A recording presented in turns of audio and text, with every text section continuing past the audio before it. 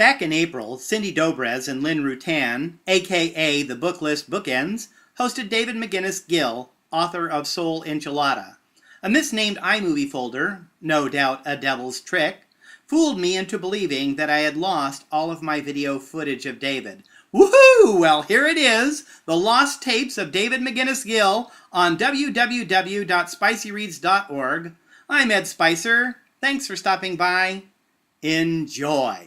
Hello, David, and welcome to www.spicyreads.org. David is the author of Soul Enchilada. And David, can you tell us some of the more interesting responses to this wonderful, wacky book that you received from teen readers?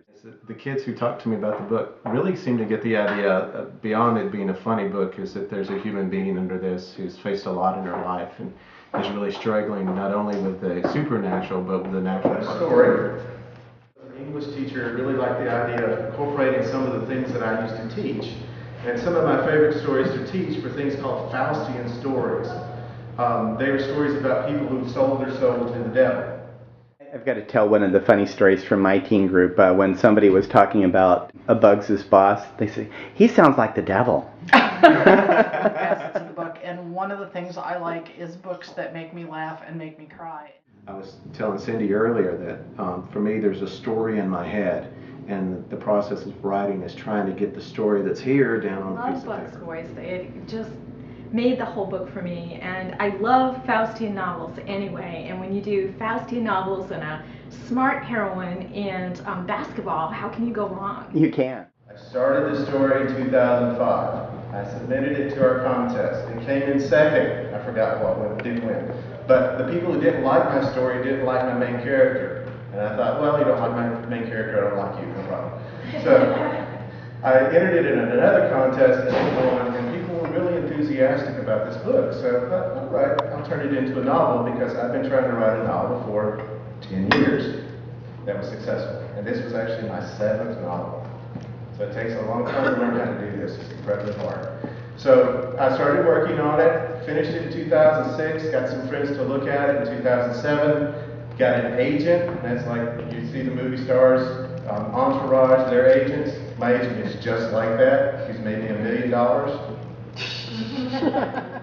No, it took 4 years to write. It went through dozens of revisions. It went through 4 or 5 significant revisions, and I think I've written 120,000 words total if you combined all the documents together, and the final book's about 72,000 words.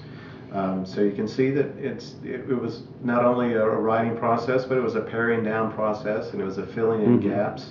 You can't just start writing one day and then write the end and have it done. You know, writing is revision. It takes a long time. It takes a lot of effort from a lot of people to make a book. Every author has a different take on what revision is. I know authors that really love revision, and I know authors that give me the ice pick and when it comes to revision. You know, where do you stand in your feelings toward revising your own work? Ice pick. And just getting a draft down and giving myself time to get to know the characters and have an idea of the story I want to tell. And then revision allows me to dig in and really start mining some of the things that are possible in the story. In front of you is the effort of about 15 different people working for about a year to produce a book. And that's true of every book you see when you pick it up at the bookstore. The author may have taken 2, 3, 5, 15 years to write it, but as soon as she finishes or he finishes, then the editorial team and the production team get a hold of it, and then they finally makes it to the bookstore. Is very funny, and I enjoyed the puns from the title to the chapter titles to the Bug's jokes. voice, and there was this Loved Bug's immediate voice. disconnect. I thought, oh my gosh, how can this middle-aged college professor do this fabulous, feisty heroine? I love your book. In fact, one of the things that blew me away today was the fact that you said that you really have never been to Texas much. No. I can tell you that when you said that, I was going like, huh? Because I read that book and was sure that you must go there like every other weekend and live there. And you're in where, North Carolina? North Carolina now? on the beach, yeah. Would you please tell listeners of www.spicyreads.org that picking the city based on the geographical necessities for the novel? I thought that was fabulous. Well, in one of the scenes of the novel, there's a car chase, and I needed a large mountain next to a metropolitan area. And there are several cities across the U.S. that have that. But when I was looking at pictures, El Paso not only had the mountain, but it had these beautiful scenes of lights in the city, and Juarez is right across the border, and it's mammoth. It just dwarfs El Paso. And then we had the idea of the border, and then I knew it because it was a Halloween story. I wanted to bring in Day of the Dead, so it gave me a lot of things that I could work with.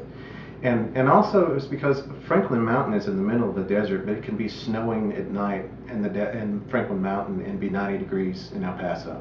So, you know, this Kind of like Michigan. Yeah. So I really loved the dichotomy of what I was getting there, and it just seemed like a rich landscape for setting the novel. I couldn't refuse it. Boy, and I would have sworn that you had lived there. I mean, I was just blown away by, the fact that, wow, you can really do a novel doing research and using your imagination and using writing books as a way to travel, just like readers can use books as a way to travel as well. Yeah, absolutely. I'm a teacher, and I taught a lot of different kids, and those kids really inspired me because they were tough and they were strong and they wanted to do something with their lives. So I thought, okay, I'm going to put that kid. Tell us a little bit about what's coming up from you.